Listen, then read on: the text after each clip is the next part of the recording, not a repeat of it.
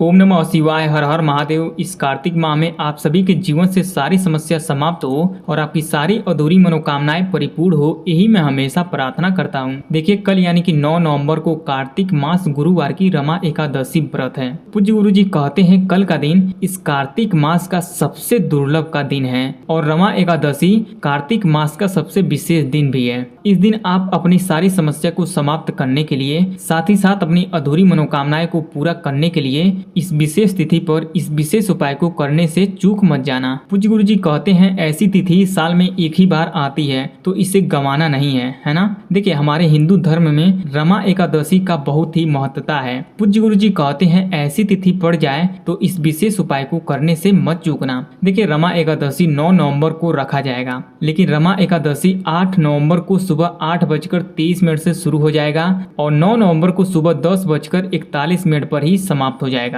ऐसा क्यों हो रहा है? उदया तिथि में होने के कारण रमा एकादशी का व्रत 9 नवंबर को रखा जाएगा और पारण का जो समय रहेगा वह 10 नवंबर को सुबह 6:39 से लेकर 8:50 के बीच में रहेगा। अगर आपको कोई कंफ्यूजन हो रहा है तो आप इस वीडियो को दोबारा देख सकते हैं और अच्छे से समझ के इस विशेष उपाय को कर सकते हैं। देखिए, कार्तिक मास भगवान विष्णु जी को समर्पित है और कल का दिन गुरुवार है जो कि भगवान विष्णु जी को समर्पित है और रमा एकादशी भी भगवान विष्णु जी को समर्पित है ना। तो पूज्य गुरु जी ने बोले हैं इस दुर्लभ तिथि पर इस विशेष उपाय को करने से मत चूकना। पूज्य गुरु जी कहते हैं यदि जीवन में तरक्की करना चाहते हैं, अपने जीवन को सफल बनाना चाहते हैं या घर में सुख शांति समृद्धि चाहते हैं तो कल के दिन इस विशेष उपाय को करने से मत चूकना। पूज्य गुरु जी कहते हैं यदि आप मेहनत बहुत करते हैं, परिश्रम बहुत करते हैं लेकिन सफलता नहीं मिल रही है, या फिर कोई कार्य करने जा रहे हैं जो अटक जा रहा है, कोई कार्य में सफलता ही नहीं मिल रहा है, तो आपको इस विशेष तिथि पर इस विशेष उपाय को जरूर करना चाहिए। पूज्य गुरु जी ये भी कहते हैं यदि आपकी कोई इच्छा है, कोई हृदय की बात है या आपकी कोई अधूरी मनोकामनाएं है, जिस मनोकामना को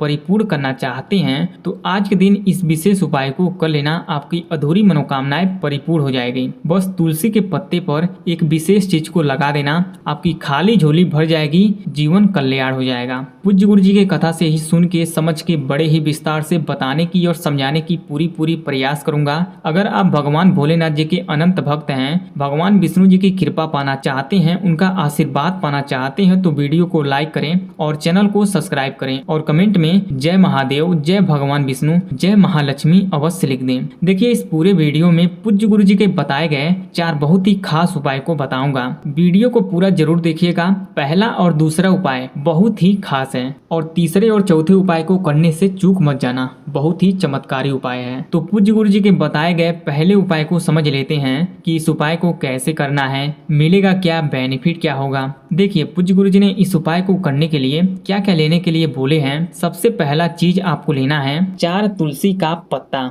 जी हाँ, आपको 4 तुलसी जी का पत्ते को ले लेना है। देखिए, तुलसी के पत्ते का आज के दिन बहुत ही महत्व है ना। और तुलसी के पत्ते को जब भी तोड़ें तो तुलसी माता से क्षमा मांग कर ही तोड़ें, है ना। तो 4 तुलसी जी का पत्ता को ले लेना है। देखिए, इस उपाय को करने से धन संपदा यश की प्राप्ति होगी, साथ ही सुख शांति समृद्धि मिलेगा। अब आपको लेना है हल्दी। जी हाँ, आपको थोड़ा सा हल्दी को ले लेना है और आपको एक पात्र में जल को ले लेना है। जी हाँ, एक लोटे में शुद्ध जल को अपने घर से ही भर लेना है। अब इस सामग्री को लेकर चले जाना है पीपल वृक्ष के नीचे। जी हाँ, एक ऐसे पीपल वृक्ष के नीचे जाना है। पूज्य गुरु जी कहते हैं ऐसे पीपल के जड़ में इस विशेष उपाय को करना है जो आपसे बड़ा हो, जिसकी छाया या परछाई आप पर पड़ सके। और वो पीपल का वृक्ष अगर मंदिर के आसपास हो तो और भी अच्छा होगा, है ना। अब आपको क्या करना है, देखिए, इस हल्दी में इस लोटे के जल में से थोड़ा सा जल को डालना है और इस हल्दी को गीला कर देना है, मिला देना है इस हल्दी में जल को, ठीक है। उसके बाद आपको क्या करना है, इस हल्दी को इस तुलसी जी के चारों पत्ते पर लगाना है। कैसे लगाना है? गुरुजी कहते हैं अनामिका वाली उंगली से लगाना है। जिनको नहीं पता है कि अनामिका वाली उंगली कौन सी है, तो ये है अनामिका वाली उंगली, स्क्रीन पर आप देख सकते हैं। इसी से हल्दी को तुलसी के पत्ते पर लगा देना है। कुछ इस प्रकार से एक बिंदी को लगा देना है ना। उसके बाद इस 4 तुलसी जी के पत्ते में से 3 तुलसी के पत्ते को पीपल वृक्ष के जड़ में रखना है। ओम नमो भगवते वासुदेवाय नमः मंत्र को बोलकर और अपना नाम और गोत्र बोल देना है और अपनी कामना कर लेना है कि धन की समस्या दूर हो, गरीबी अमीरी में बदले, ऐसा आशीर्वाद दे, घर में सुख शांति समृद्धि आए, ऐसी कृपा करें, है ना। ऐसा आपको बोल देना है, प्रार्थना कर लेना है। उसके बाद इस 1 तुलसी के पत्ते को लोटे के जल में डाल देना है, अपना नाम और गोत्र बोलकर और अपनी कामना करके।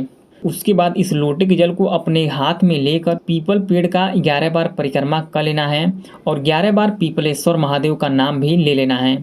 उसके बाद इस लोटे के जल को पीपल पेड़ के जड़ में समर्पित करना है। ओम नमो भगवते वासुदेवाय नमः मंत्र को बोलकर और अपनी कामना कर लेना है कि धन संपदा की प्राप्ति हो, सुख शांति मिले, ऐसा आपको बोल देना है, प्रार्थना कर लेना है। इस उपाय को जो लोग कर लेते हैं उनको कभी धन की समस्या नहीं होती है, गरीबी समाप्त हो जाती है। गुरु जी के बताए गए दूसरे विशेष उपाय को समझ लेते हैं कि इस उपाय को कैसे करना है। आपको लेना है 1 चम्मच हल्दी। जी हाँ, देखिए एकादशी जो है वो भगवान विष्णु जी को समर्पित है और पीला रंग की चीज बहुत ही प्रिय है भगवान विष्णु जी को, और आज के दिन हल्दी का बहुत ही महत्व है।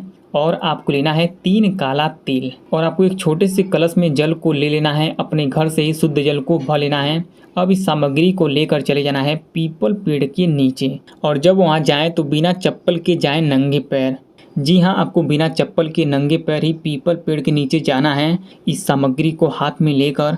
अब इस उपाय को कैसे करना है ध्यान से सुनिएगा और समझने की कोशिश कीजिएगा। देखिए इस काला तिल को इस लोटे के जल में डालना है, पीपलेश्वर महादेव का नाम लेकर और अपना नाम और गोत्र बोलकर, और इस हल्दी को पूर्व दिशा की ओर अपना मुख करके पीपल वृक्ष के जड़ में समर्पित कर देना है, रख देना है। उसके बाद इस लोटे के जल को अपने हाथ में लेकर पीपल वृक्ष का 11 बार परिक्रमा कर लेना है।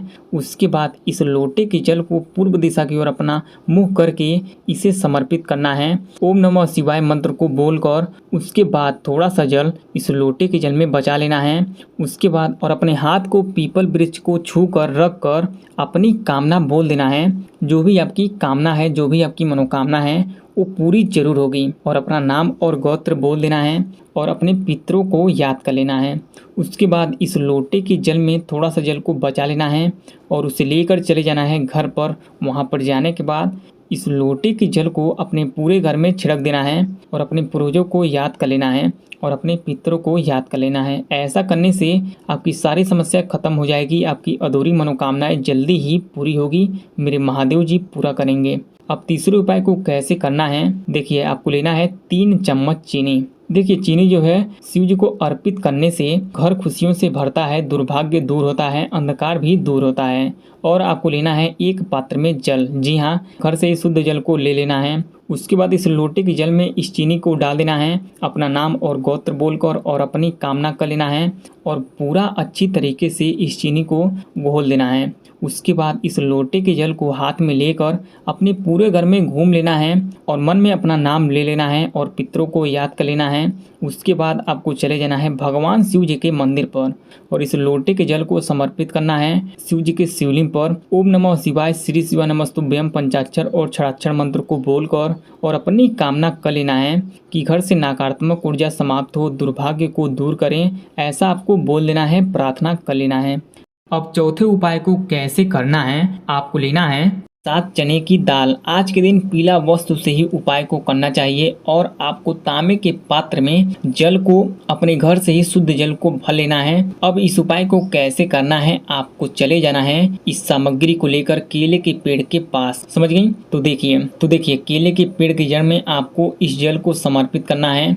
तो कैसे करना है, आपको इस दाल को इस लोटे के जल में डाल देना है, अपना नाम और गोत्र बोलकर और अपनी कामना करके जो भी आपको चाहिए। उसके बाद इस लोटे के जल को केले के पेड़ के जड़ में समर्पित कर देना है और समर्पित करते समय आपको ओम नमो भगवते वासुदेवाय नमः मंत्र को बोलना है और अपना नाम और गोत्र बोलकर समर्पित कर देना है और जो भी आपको चाहिए उसकी कामना कर लेना है। या फिर आप इसी उपाय को ऐसे भी कर सकती हैं। देखिए दाल को अपने दाहिने हाथ में लेना है, कुछ इस प्रकार से, और इस लोटे में से थोड़ा सा जल भी अपने हाथ में ही ले लेना है और इस दाल को केले के पेड़ की जड़ में रख देना है, समर्पित कर देना है अपना नाम और गोत्र बोलकर और मन में ओम नमो भगवती वासुदेवाय नमः मंत्र को बोलकर इस जल को समर्पित कर देना है। जो भी तरीका आपको अच्छा लगे उस तरीके से आप कर सकती हैं। दोनों तरीके से करने से आपका फायदा होगा। केले के पेड़ के जड़ में भगवान विष्णु का वास होता है और आज के दिन केले के जड़ में जल अर्पित करने से आपकी आर्थिक स्थिति मजबूत होती है, दोष खत्म होता है और भगवान विष्णु जी का आशीर्वाद मिलता है, जिससे धन की प्राप्ति होती है। आपको लेना है एक सिक्का। वो सिक्का 1 का हो या 2 का हो या 5 का हो या 10 का हो, आपको एक सिक्का को ले लेना है। उसके बाद आपको एक सफेद वस्त्र को लेना है। उसके बाद इस वस्त्र में इस सिक्के को बांध देना है। अब इस उपाय को कैसे करना है, आपको एक मिट्टी का दिया लेना है, एक लंबी बाती लेना है और घी लेना है। अब इस दिए को अपने घर के मंदिर में जलाना है, लक्ष्मी जी के तस्वीर के सामने। तो कैसे जलाना है, इस दिया को लक्ष्मी जी के सामने रखना है, इसमें घी को डालना है, इसमें लंबी बाती को डालना है और इस दिए को जला देना है। ओम महालक्ष्मी नमः मंत्र को बोलकर और अपना नाम और गोत्र बोल देना है और अपनी कामना कर लेना है। उसके बाद इस वस्त्र में जो सिक्के को रखी हैं उसी को दिए के ऊपर से 7 बार घुमाना है और 7 बार ओम नमो भगवते वासुदेवाय नमः मंत्र को बोलना है और ओम महालक्ष्मी नमः मंत्र का जाप करके इस सिक्के को इस वस्त्र में से निकाल लेना है और इस दिया को बुझने से पहले इस सिक्के का कपूर खरीद लाना है। उसके बाद इस कपूर को भी दिए के बगल में जला देना है, अपना नाम और गोत्र बोलकर और अपनी कामना कर लेना है कि मेरे घर से नकारात्मक ऊर्जा निकले और धनलक्ष्मी मेरे घर प्रवेश करें। ऐसी प्रार्थना कर लेना है। बस आपको इतना ही करना है। इतना करने से असीम कृपा की प्राप्ति होगी और आपकी फूटी किस्मत चमक जाएगी। उपाय से जुड़ी कोई सवाल हो या इस कहीं कुछ समझ में नहीं आया हो तो कमेंट करके जरूर बताएं। वीडियो पसंद आए तो वीडियो को लाइक करें और चैनल को सब्सक्राइब करें और कमेंट में हर हर महादेव जरूर लिख दें। ओम नमः शिवाय, हर हर महादेव।